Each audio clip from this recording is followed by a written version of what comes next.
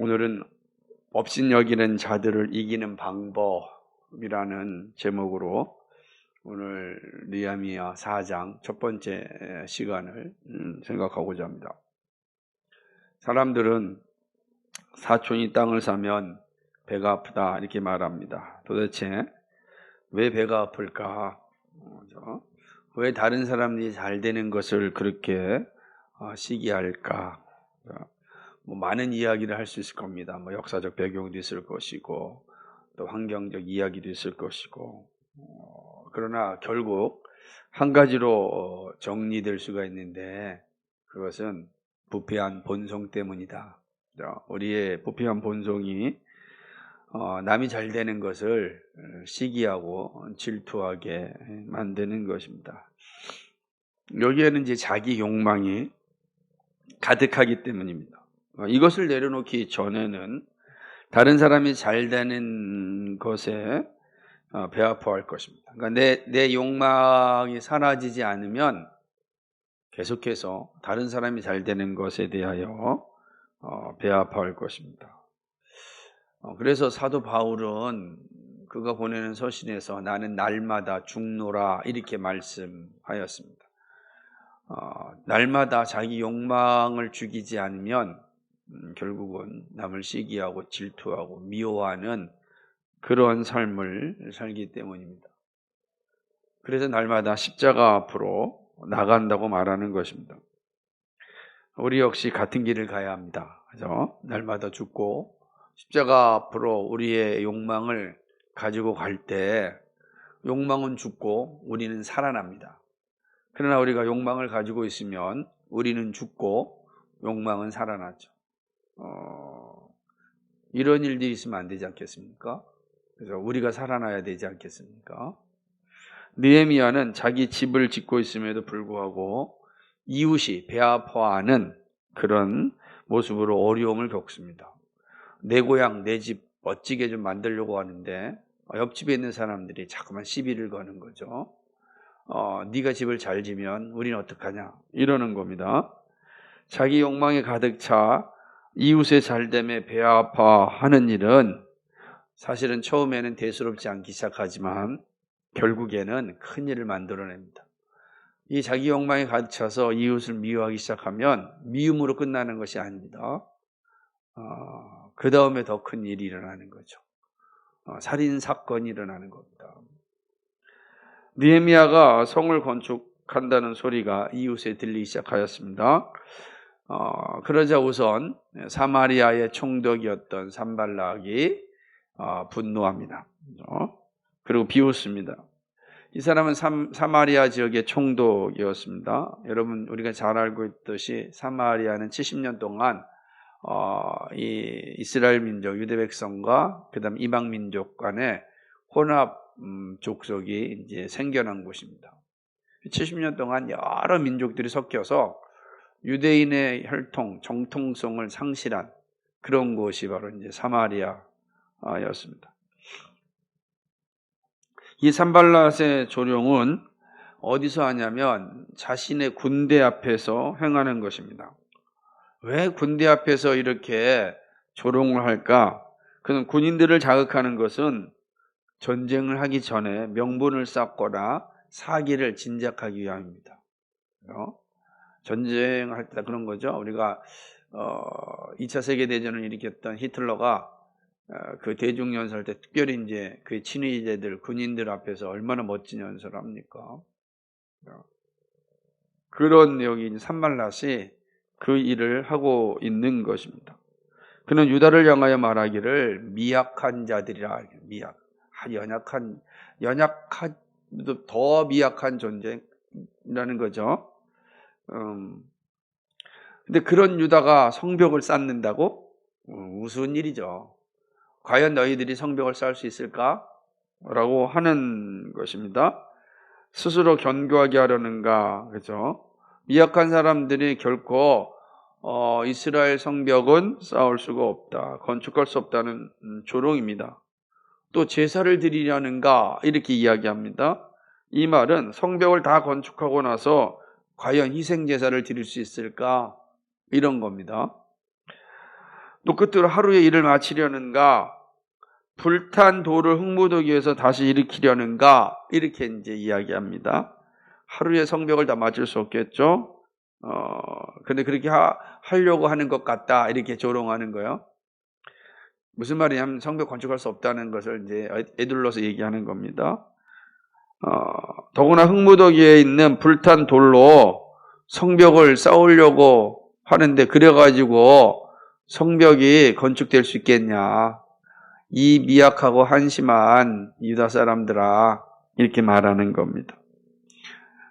이건 이제 이 소리가 다 들릴 수 있도록 이야기하는 것 아니겠습니까? 그러자 요단 동편에 있었던, 요단 동편의 총독이었던 암몬 사람 도비아가 더불어서 산발락과 함께 이스라엘 백성을 향하여, 그의 지도자인 느헤미야를 향하여 또 도발을 하는 것입니다. 맞불을 놓습니다. 도비아는 산발락보다 더 심한 말로 조롱을 하는데, 뭐라고 얘기하냐면, 이제 유다 사람들이 성벽을 건축하긴 할 거다. 그런데 그 성벽이 재건된다 할지라도 여호가 올라가면은 무너질 것이다, 이렇게 이야기하는 겁니다. 그러니까 얼마나 웃긴 이야기입니까? 그러니까 그 이스라엘 성벽이 별 볼일 없다는 거예요. 여호가 올라가서 무너질 정도의 성벽이라면 그거 세워질 수 있겠습니까? 근데 지금 니네가 하고 있는 거 보니까 그렇다라고 이야기하고 있는 것입니다. 형편없다는 말이죠. 조롱하는 겁니다. 조롱하는 거예요. 그러자 느헤미야가 하나님께 기도합니다. 우리 하나님 이렇게 불러요. 우리 하나님, 우리 기도를 들어주십시오. 우리가 지금 업신여김을 당하고 있습니다. 다시 말하면 조롱과 모욕을 받고 있습니다, 라고 이야기하는 겁니다. 그러면서 저들이 우리를 향하여 욕을 하였는데 그 욕이 저들의 머리로 되돌아가게 해달라고 탄원을 하는 것입니다. 적극적으로 느헤미야는 말하기를 주 앞에서 저들의 악을 덮어두지 말 것을 기도합니다. 다 드러나게 해달라. 저들이 악을 모른 채 하지 마시고 다 드러내서 저들이 얼마나 악한 자인지를 밝히셔야 됩니다, 이렇게 기도하는 겁니다. 그리고 그 악을 드러내서 심판받게 해달라는 것입니다. 그 죄를 도말하지 말라. 도말하다는 건 없애다는 건데요, 멀리 버리다는 건데, 그러지 말고 도말하지 마시고 그 죄를 그대로 드러내서 이방에 웃음거리가 되게 해달라. 하나님을 모욕하는 자들, 하나님을 업신여기는 자들이 얼마나 하나님의 진노 가운데 있게 되는지를 보여달라는 것이죠. 느헤미야가 이렇게 기도하는 것은 우리 앞에서 하나님을 노하게 하였기 때문이다. 지금 산발락과 도비아가 항하는 것은 우리를 업신여기는 거지만, 동시에 하나님의 자녀인 우리를 업신여기는 것은 하나님을 업신여기는 것이요, 그것은 하나님을 노하게 하는 겁니다. 이렇게 이야기하는 것이죠.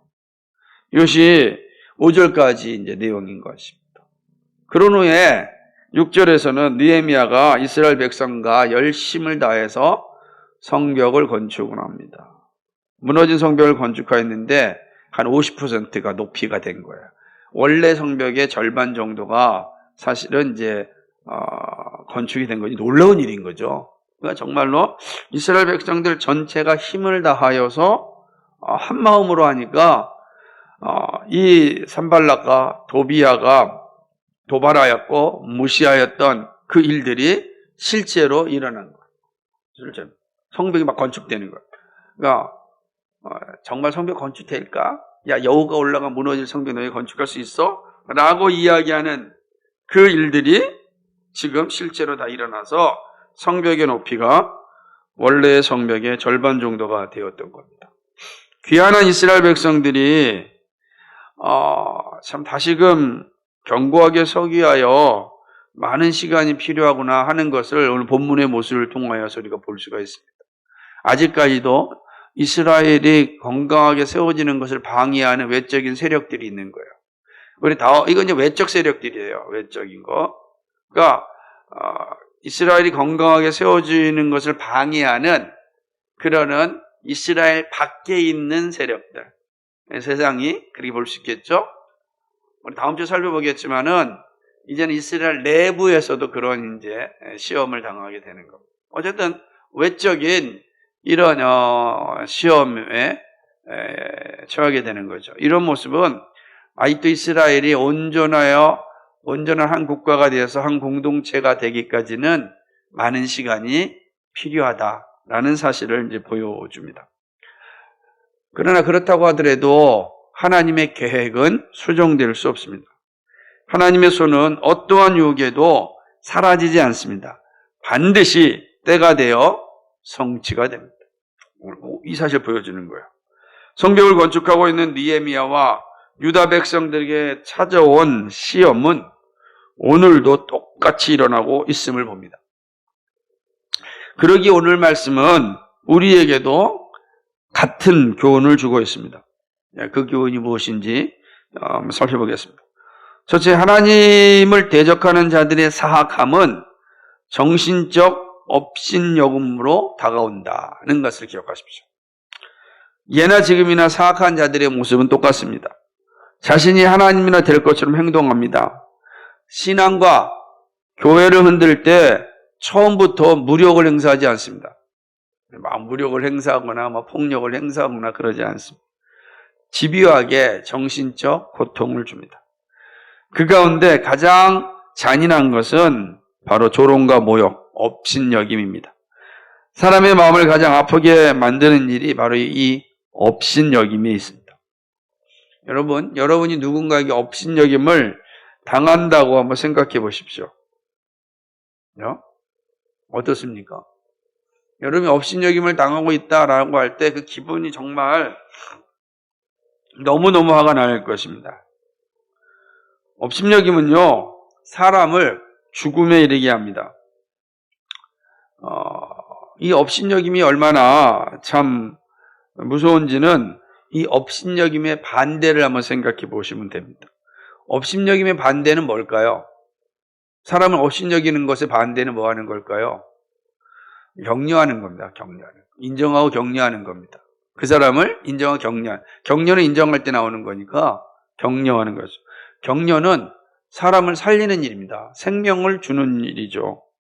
그러나 이 업신여김은 사람을 죽이는 일에 사용됩니다. 그래서 무엇을 하든 죄 짓는 것이 아니라면 우리는 서로 격려해야 합니다. 죄 짓는 것 외에는 서로 격려하는 게 필요한 것이죠.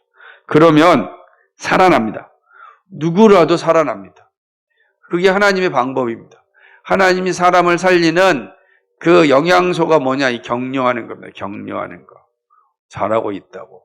죄 짓는 것이 아니라면 우리 다 격려하면 됩니다. 하지만 업신여기면 죽음에 이르게 됩니다. 산발락과 도비와 같은 사단의 졸개들은 업신여김을 무기로 삼아서 아주 무차별적인 그런 공격을 합니다. 이것은 이스라엘 백성들의 사기를 무너뜨리고 성벽 건축을 불가능하게 만들려는 의도입니다. 지금도 이와 같은 일이 반복되는데 교회가 세워지는 것을 방해하기 위하여 얼마나 조롱 섞인 말을 합니까? 교회가 의도적으로 법을 어기고 실수하지 않았음에도 불구하고 교회가 그럴 수 있느냐? 목사가 그럼 되겠냐? 라고 합니다. 실수한 거 격려하고 원래 교회가 지역에 있으면 모두에게 행복을 주는데 실수할 수 있으니까 실수했네요. 이거 잘 고치면 더 나아질 겁니다. 얼마나 좋고 아름답습니까? 근데 그럴까요? 절대 그러지 않습니다. 하여튼간 뭔가 꼬투리 하나 잡히면 그냥 사정없이 그냥 조롱하고 모욕하고 업신여깁니다. 목사가 그러면 되냐? 이렇게 이야기합니다. 그처럼 깜짝이야.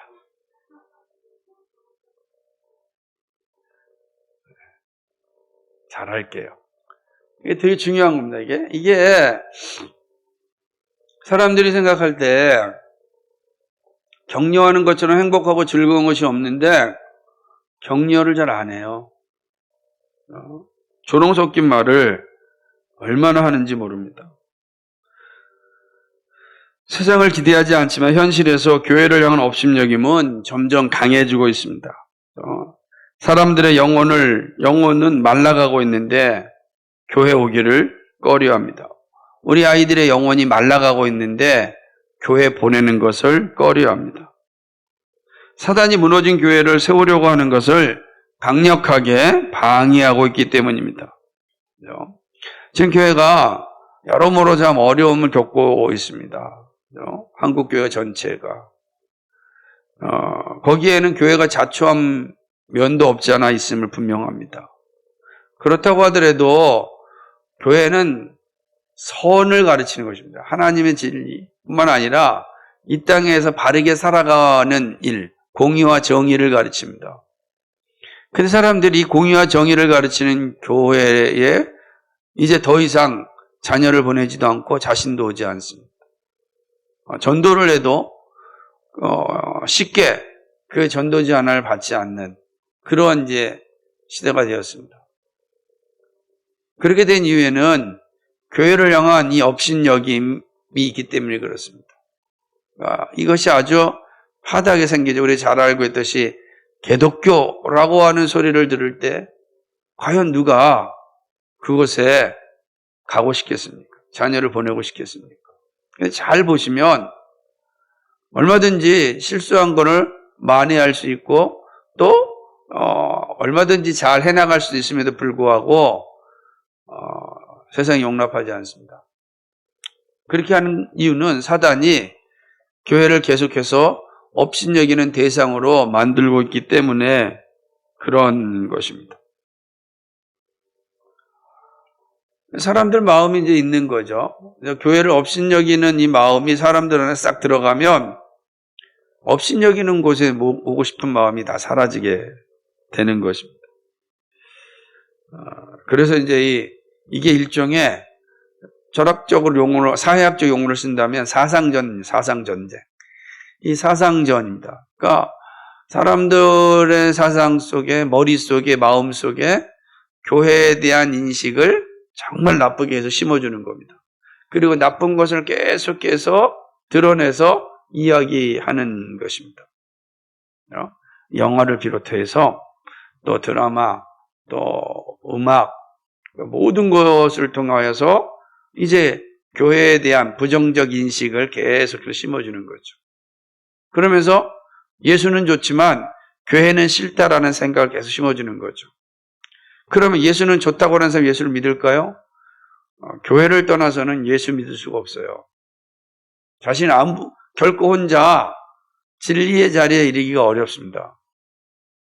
만약에 그것이 가능했다고 했다면 반복하여 말씀드리듯이 교회에 목사와 장로와 교사를 세울 필요가 없는 거예요. 스스로 다 깨달을 수 있다면 불교가 되는 겁니다. 결국 깨달음에 이르는 자가 없잖아요. 없는 거예요. 아무리 외워도 깨달음이 없는 게 세상이죠. 그래서 이런 사상을 집요하게 집어넣으면 진짜 교회가 아주 어려움에 처하게 되는 것입니다. 실제로 이탈리아의 아주 젊은 철학자였던 안토니오 그람시가 썼던 방법 아닙니까?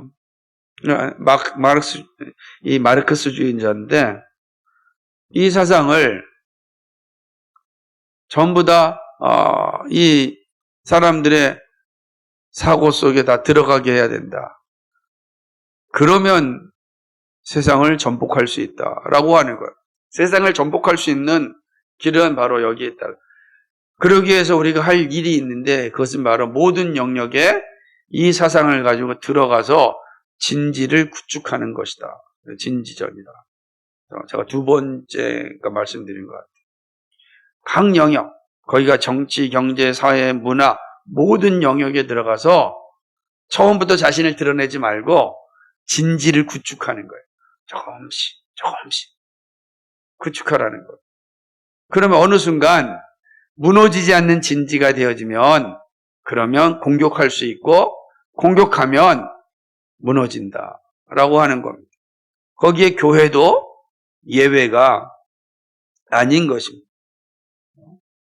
그리고 그 계략은 어느 정도 성공한 것 같습니다. 기독교라는 말을 듣는 교회가 되었기 때문에 그렇습니다. 영혼의 치유를 받아야 할 망가진 사람들이 교회의 초청을 거부합니다. 그렇게 죽어가고 있는 것이 우리의 현실입니다. 지금 영혼이 다 썩어 문드러져서 저걸 빨리 치유해야 되는데 영혼의 병원, 영혼의 의사한테 오지 않습니다. 왜 오지 않을까? 우리가 육신이 아프면 바로 병원에 가는데 영혼이 병드는데 안 옵니다. 안 오는 거죠. 신앙의 싸움은 정신의 싸움입니다. 그래서 바울은 마음을 새롭게 함으로 변화를 받으라고 한 것입니다. 이 싸움을 잘 감당하지 않으면 교회의 존립이 어려워집니다. 그러므로 쉽게 무엇이든 받아들이면 안 되고 성경이 말하는 것에 합당한지를 살펴보는 훈련을 해야 합니다. 그러면 우리가 쉽게 무너지지 않습니다. 우리의 신앙을 무너뜨리는 것도 정신적 업신여김입니다. 여기에 영향을 받으면 각종 질병에 시달리게 됩니다. 성경이 그토록 하나님의 형상으로서의 존엄성, 강조하는 것은 사단의 방해를 이기는 길이기 때문에 그렇습니다. 우리 하나님의 형상으로 지음받은 존엄한 존재다라고 하는 것을 그렇게 가르치는 것은 이 사단의 이 유혹에 이기는 길이에요. 업신여기는 생각해 보세요. 교회가 업신여김을 당하고 기독교라는 말을 들으면 여러분 스스로의 정체성에 어떤 자부심이 생깁니까? 잘 생기지 않잖아요. 흔들리는 거예요. 정말 내가 이래가지고 정말 제대로 신앙생활하고 있는 건가? 내가 지금 우리 교회도 괜찮은 교회인가? 야, 내가도 정말 이게 오히려 엉뚱한 곳에 있는 건 아닌가? 이런 생각을 갖게 되는 거죠. 교회가 업신여김을 당하면 내 자부심이 사라지는 거예요. 신앙의 자부심, 신앙의 정체성이 사라지는 겁니다. 이 싸움이 얼마나 중요한지 몰라요. 그렇죠? 그래서 성경은 우리를 향하여 처음부터 너희는 하나님의 형상으로 지음받은 존귀한 존재다는 거예요. 결코 누구도 업신여길 수 없는 존재. 하나님이 우리를 존귀하게 여기는데 누가 우리를 업신여길 수 있겠습니까? 죄 짓는 것 외에는 업신여김을 당하지 않습니다. 업신여김을 우리가 스스로 인식해서도 안 되는 겁니다. 그렇죠? 그러니까 우리 항상 이 사실 기억해야 됩니다. 이 대적들의 이 싸움에서 이기는 길이 여기에 있습니다. 우리 하나님의 형상으로 가장 존귀한 존재다 라는 사실입니다. 두 번째는요, 대적자들을 이기는 길은 하나님의 손에 부탁하는 일입니다. 대적자들을 이기는 길은 같은 방법을 쓰는 것이 아닙니다. 원수를 원수로 갚는 것은 우리가 할 일이 아닙니다. 느헤미야는 우리에게 대적자를 이기는 방법을 알려주었습니다. 그리고 시편의 많은 내용이 이 방법을 사용합니다. 그래서 사도들이 예수님의 가르침을 받아서 이 방법으로 대적을 이겼습니다. 그것은 바로 하나님께 탄원하는 일입니다. 물리적 방법이 아니라 영적 방법으로 이기는 일입니다. 하나님의 손이 저들에게 임하기를 탄원하는 일입니다. 우리의 손이 아니라 하나님의 손이 대적자들에게 임할 것입니다. 그래서 우리는 아주 강력하게 하나님께 기도해야 합니다. 기도가 업신여기는 자들을 이기는 힘입니다. 원수 갚는 것은 내게 있다고 말씀하셨습니다. 그죠? 야, 원수 갚는 건 내게 있다. 하나님 주님께서 말씀하셨어요. 우리는 그 주님의 말씀에 순종해야 합니다. 그리고 온 힘을 다하여 하나님께 탄원해야 합니다. 하나님의 일하심은 우리가 알지 못합니다. 그죠? 처벌을 하실지, 회개케 하여 돌아오게 하실지 우리 모릅니다. 분명한 것은 우리가 에스겔에서 살펴보았던 것처럼 하나님은 악인이 멸망하는 것을 원하지 않고 그가 돌이켜 회개하여 하는 것을 원합니다. 그러나 돌이키지 아니하면 하나님께서 징계를 내리십니다. 그러니까 우리가 할 일은 하나님의 마음이 임하도록 기도하는 일입니다. 검을 사용하는 자는 검으로 망한다고 하였습니다. 검을 이기는 길은 기도입니다. 하나님께 하는 탄원이며 간구이며 소원입니다. 여기에 하나님의 역사가 일어납니다. 대적이 물러가고 하나님의 역사가 나타납니다. 산이 옮겨지는 역사가 나타납니다. 그러므로 우리가 힘써야 할 일은 하나님의 선한 손이 임하도록 기도하는 겁니다. 그것이 대적자들을 이기는 거예요. 아무리 그들이 진지전을 통하여서 자신의 진지를 구축하여 교회를, 나라를 전복시키려 한다 할지라도 우리가 하나님께 단언하여 기도할 때 하나님의 손이 그 진지를 다 박살내십니다. 우리 항상 기억해야 돼요. 그러니까 우리는 이 사실을 기억하고 정말 하나님 앞에 더 강력하게 탄원하고 간구하고 소원하는 기도를 해야 합니다. 이 일에 힘쓰는 우리가 되기를 소망합니다. 마지막 세 번째는 대적자들의 멸망을 바라볼 때 우리는 이 시험에서 이길 수 있습니다. 대적자들을 이길 때 우리가 힘을 가지게 됩니다. 각종 조롱과 모욕에도 당당하게 교회를 세울 수 있는 힘은 대적자들의 멸망이 보이기 때문입니다. 지금은 그들이 대단한 힘을 가지고 교만을 떨지만 마지막은 멸망입니다. 이 세상 권세자들이요, 대단한 힘을 가지고 아주 교회를 무시하고 업신여기고 교회를 무너뜨리려고 온갖 교만을 떨지만 그러나 그들의 마지막은 멸망입니다. 그러므로 이 사실을 안다면 잠시 받는 고난을 이길 수 있습니다. 바울이 로마서 8장 17절 18절에서 이렇게 말씀하였습니다. 자녀이면 또한 상속자 곧 하나님의 상속자요 그리스도와 함께한 상속자니 우리가 그와 함께 영광을 받기 위하여 고난도 함께 받아야 할 것이니라. 생각건대 현재의 고난은 장차 우리에게 나타날 영광과 비교할 수 없도다. 장차 우리에게 나타날 영광과 비교할 수 없다. 현재의 고난, 이 고난은 우리에게 어마어마한 영광을 가져다 준다는 겁니다. 이 사실을 잊지 말아야 된다는 거예요. 고난에 무릎을 꿇으면 영광을 볼 수 없습니다. 고난을 견디면 그 영광을 누리게 됩니다. 그러니까 현재 우리가 받고 있는 믿음, 신앙 때문에 받고 있는 고난은 장차 올 하나님의 영광과 비교할 수 없어요.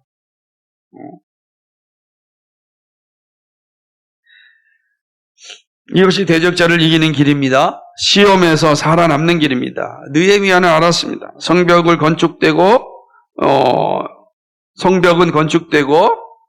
그리고 자신들을 업신여겼던 이들은 이방인의 노략거리가 될 것입니다. 많은 사람들의 입에 오르락 내리는 그런 안주감이 되겠죠. 오늘도 교회를 업신여기고 신앙을 업신여기는 이들은 즐거움을 가질지 모르지만 회개하지 않는다면 그 마지막은 이미 정해져 있습니다. 그들의 욕하는 것이 그대로 그들의 머리로 돌아갈 것입니다. 자신이 뱉은 침을 자신이 먹는 치욕스러운 일이 주어집니다. 이것이 우리가 믿음의 길을 담대하게 가는 일입니다. 우리에게는 비교할 수 없는 영광이 있음을 항상 기억해야 됩니다. 이 사실로 우린 대적자들 앞에 당당히 서야 되는 거예요. 그들이 우리에게 어떤 소리를 한다 할지라도 우리 안타깝게 보아야 되고 하나님께 단언함으로 가야 됩니다. 특별히 저들의 마지막이 너무나도 끔찍하고 수치스러운 일이기 때문에 우리 그 사실을 잘 본다면 우리는 주눅들 수가 없습니다.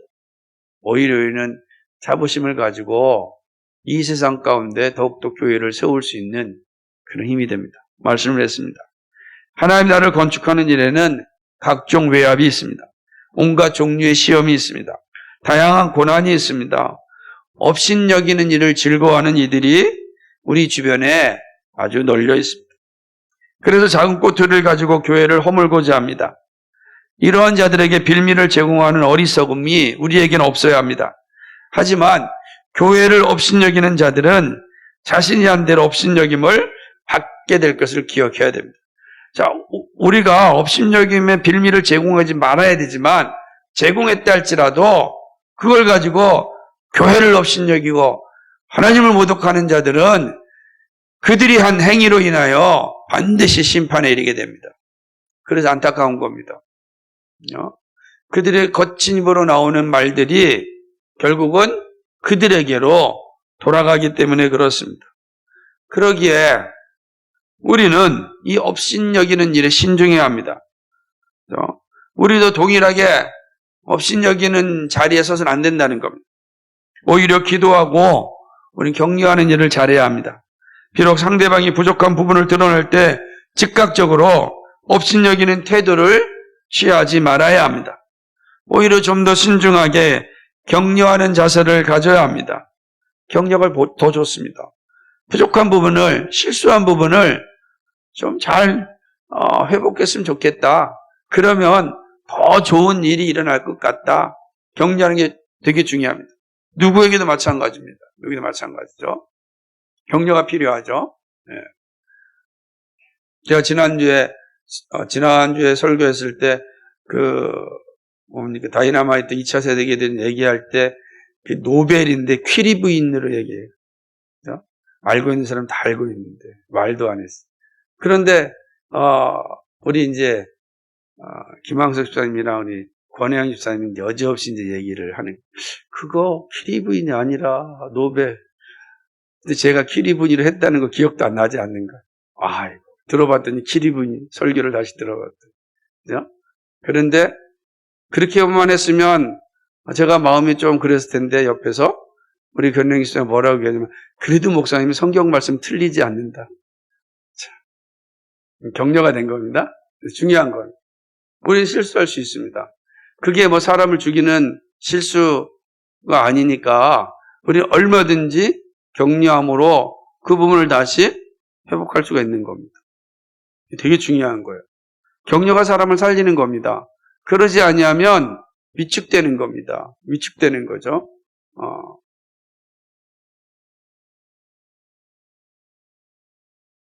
특별히 세상이 업신여길 때 여기에 미혹되지 말고 서로 격려해야 합니다.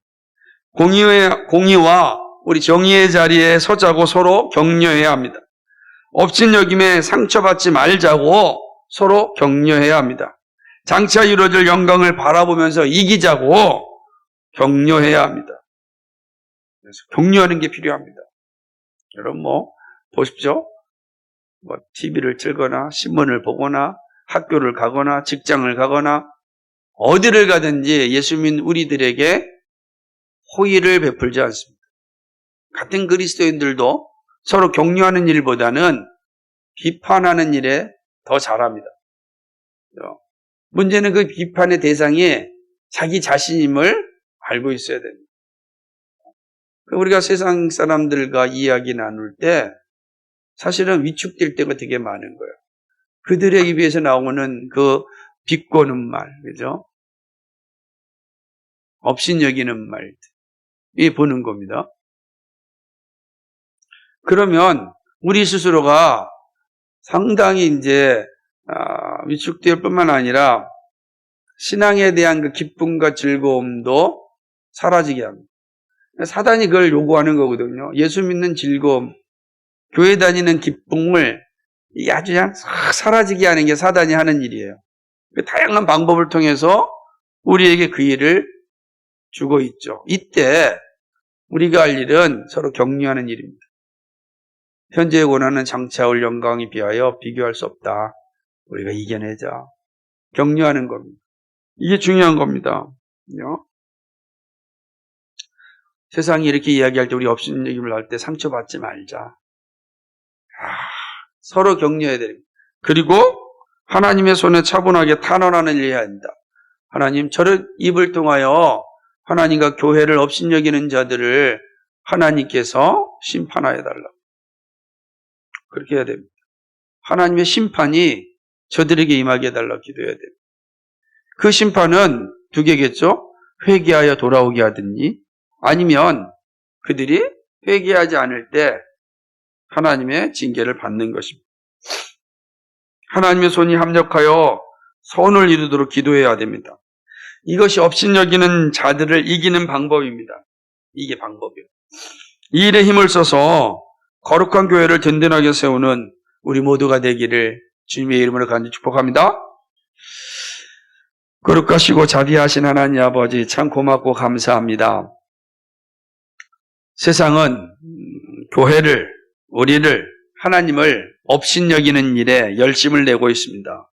오 아버지 하나님, 이러한 시대에 하나님, 우리가 참된 믿음을 가지고 살아간다는 게 쉽지는 않습니다. 그러나 우리는 압니다. 현재 받는 고난은 장차 올 영광에 비하여 비교할 수 없음을 알고 있습니다. 주여, 대적자들을 이기는 방법을 느헤미야를 통하여 살펴보았습니다. 느헤미야는 그렇게 이기고 성벽을 재건하였습니다. 오 아버지 하나님, 오늘 우리 시대가 교회가 많이 무너졌습니다. 이곳저곳에서 무너진 교회들을 보게 됩니다. 무너져 가고 있는 교회를 보게 됩니다. 하나님, 다시 교회를 세워야 합니다. 세우는 일이 쉽지 않습니다. 세우는 일을 방해하는 자들이 너무 많습니다. 교회를 무너뜨리는 일이 앞장섰던 이 세상 권세자들이 교회가 다시 세워지는 것을 적극적으로 방해하고 있습니다. 가로막고 있습니다. 아버지여, 도와주옵소서. 교회가 세워져야 영혼이 생명을 얻습니다. 죽어가는 영혼들이 생명을 얻을 수 있는 것은 교회 위인데, 교회가 무너지면 어디에서 그 영혼의 상처를 치유받을 수 있고 영혼이 다시 살아날 수 있겠습니까? 주님, 저희 교회를 붙잡아 주시고 인도해 주시고 한국 교회를 붙잡아 주시고 인도하여 주옵소서. 다시금 교회가 세워지게 하여 주옵소서. 이 일에 서로 격려하며 이겨낼 수 있도록 도와주옵소서. 세상이 우리를 업신여길 때 우리 서로 격려하고 업신여김의 빌미를 제공하는 일을 하지 않고 정말로 죄짓는 일에 서지 않도록 주여 도와주옵소서. 그래야 하나님을 영화롭게 하는 우리의 삶이 되도록 인도하여 주옵소서. 감사합니다. 예수 그리스도의 받들어 기도하옵나이다. 아멘.